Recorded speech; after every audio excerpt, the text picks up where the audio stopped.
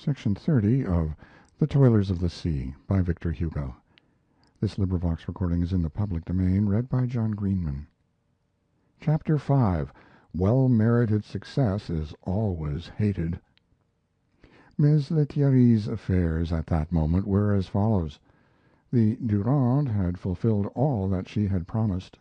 Miss Lethierry had paid his debts, repaired the breaches in his fortune, canceled his indebtedness at Bremen, and met his bills of exchange at maturity in St. Malo.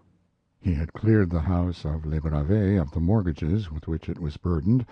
He had bought in all the little local charges inscribed against the property. He was the possessor of a great productive capital, the Durande. The net revenue from the vessel was now £1,000 sterling, and continued to increase.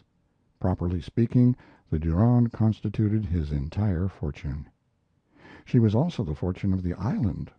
The most profitable part of her business was the transportation of cattle, and in order to improve the stowing capacity and to facilitate the entrance and exit of the animals, they had been obliged to dispense with the quarter boats and the yawls.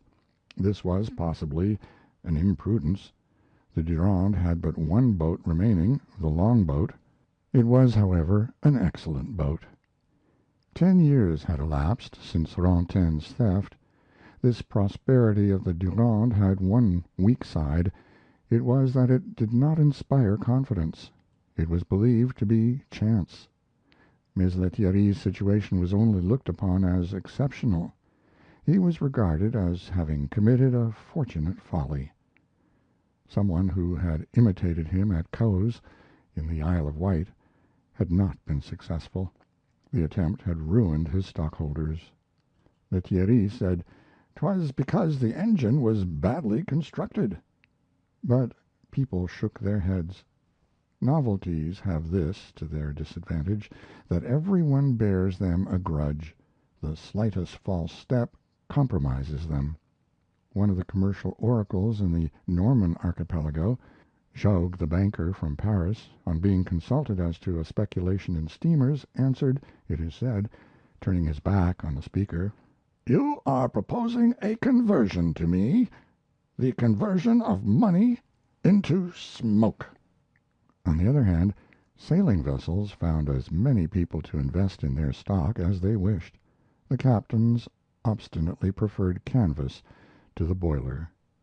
In Guernsey the Durande was a fact, but steam was not an established principle.